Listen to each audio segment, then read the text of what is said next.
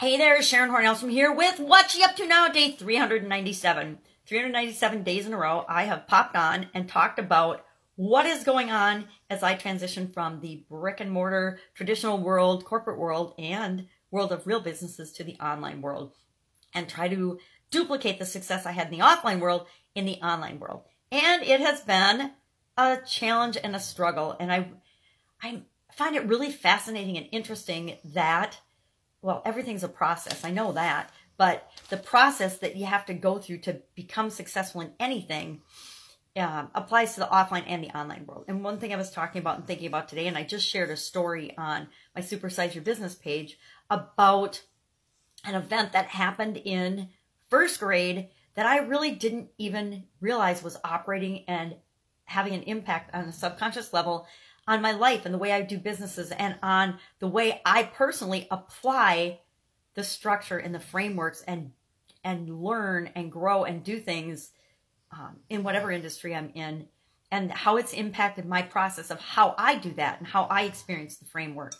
I didn't even understand or realize that that particular event was impacting my beliefs, which impacted my thoughts and my feelings and my willingness to take action or behave in certain ways.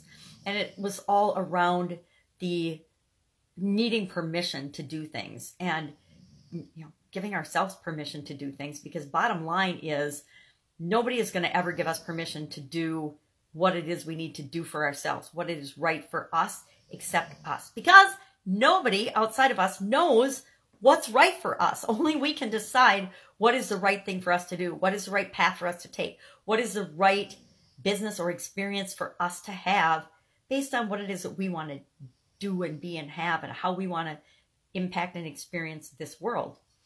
So I'm thinking about stories a lot today, and amazingly, I had some more epiphanies as I was telling that story, and I think I'll probably tell that story again and see if and at least to myself, and see what else comes up as a result of that. Because I realized that even though I didn't know that this was impacting me and the choices that I've been making in my life, it's totally impacting me and the choices I've been making in my life. The things I'm even willing to do as possibilities or things to do at all. It's just really interesting how we don't know what we don't know. And so part of our experience here is to understand and get to know ourselves better and to become who it is that we want to become, to create whatever it is that we want to create in the world. I feel like I'm talking in circles today. But I also realized that it isn't just me that some of these things and these experiences and these choices have affected. It's affected my children, because it's affected the way I do everything, the way I see everything in the world, the way I teach and coach and train and raise them. It's affected them. And this particular thing that came up was how I react to other people's reaction to the world. This was in first grade. A little girl had had a bad experience, and people were being really horrible to her, including the teacher, about this experience. And it greatly and profoundly affected me and made me want to jump to her aid and help her, even at my own personal risk and destruction. And I never realized, but my kids are both the same way. I didn't understand why they were so affected by teachers in particular being cruel or ridiculing other kids. And both of them had experiences during their school years where they came home just devastated, not because anything bad had happened to them, but because a teacher was being horrible to another student. And I was like, well, where did this come from? Why am I seeing this? And it wasn't until today when I told this story, and as a result of the Women's Summit, a story and needing permission that came up, that I even remembered or realized that this story, just like every other experience we have, has the ability to have a profound and major effect on our life for decades. Because this was, I mean, come on, how many years ago? 50 some years ago, right? 52 years ago? How old am I? 51 years ago. It was 51, 52 years ago that this event happened. Yet it still was having an effect on me. And as I look through my life and go back and just check in quickly to see, well, oh my gosh, I didn't even know this was operating You know, it's like our operating systems on our computer. They're operating in the background all of the time. And hopefully they're operating in a way that works for us, but sometimes they're not. Sometimes there's a virus or a glitch in there that's impacting us and we don't even know it. We don't see it on a conscious level. We don't see it impacting our computer until we get the blue screen of death. We don't see it impacting our life until some event or something triggers and shows us that it's impacting and having a really big, maybe negative impact on our life that we didn't even realize.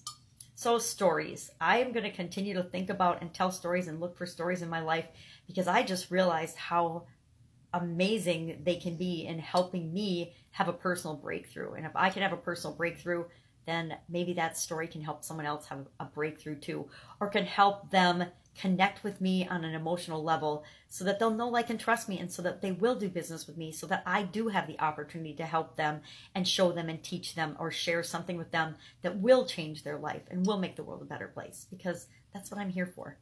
So, stories today, day 3 of the Women's Summit. I am super excited. This, even though it's not perfect and it's not going to make me $1 million yet, I am learning so much by doing this Women's Summit.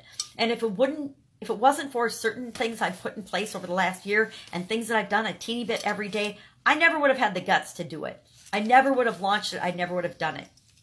Are there a lot of things I'll do differently next time? Oh my gosh, absolutely, positively. So many. I've got a huge list already in my notebook of things to do differently and better and to make it a cooler event for women. But, you know, and primarily that's get it in front of women that can use it and need it and know it's free. So why not participate, right? But that means sharing it better, faster, longer, and getting the word out so people know that they can tap into it and they can get these free resources and they can learn from amazing women who are doing what they want to do already, or who have gone through the trials and tribulations wherever they are in their journey and have lived through it and are on the other side. And this is what they did to get through that particular situation. Amazing. And so that's my biggest lesson learned so far, is make sure that you get it out there so that people know that it exists. Isn't that true of everything? We have to get out there so people know that we exist. We have to get out there so people know that we have something to offer them, that we can help them, that we have some message of value. And guess what? We're not for everybody. Pajamagramma is not for everybody. This is so intentional, and I know people don't get it, but it's my shield of protection, because I am a sensitive person, and I like to think I'm not, and I like to act like I'm not on the outside, but I really, really am. I'm a lot like my dad and my kids, that, you know, our hearts are easily broken. Literally, my heart was broken in 2010, and I died. So obviously I know that I need to protect myself. And this is my way of protecting myself. And I know my family doesn't get it, and a lot of people don't get it, but it is. And it's important that I have that. I call it the purple shield of protection. I try to teach my kids when things in the world are going crazy and you're like, oh my God, I can't take anymore. Just wrap yourself in love and light. And I say purple because purple is my granddaughter's favorite color. And I think that it helps to protect me, P for purple, protect me from the stuff that isn't mine anyway, that I would normally absorb and take in and feel bad about. And I just know that I can't do that. It's not right for me to do that. So this is a very weird, what's she up to now?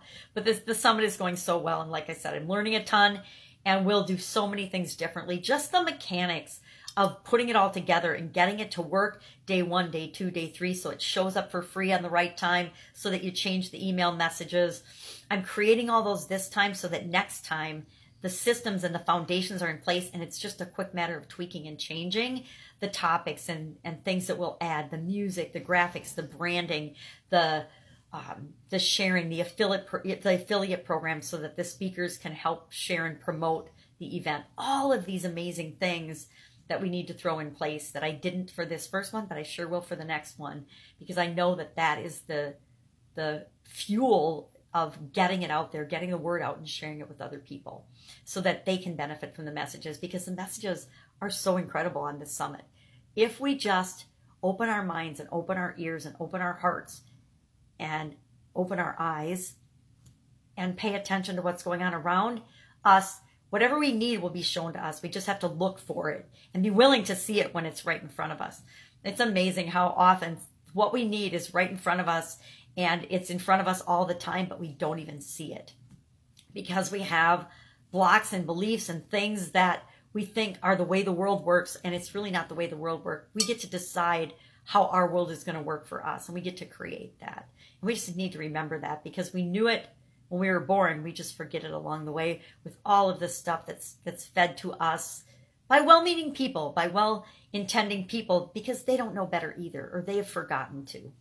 So go out, make it a fabulous day. Hop onto the Women's Summit. It's free again today for all things customer related, and see what you can learn to apply to your life and your business, because there's not just business lessons there. There's not just customer related lessons there. There's life lessons there, things that you can apply right now to create the life that you want. All right, catch you all tomorrow.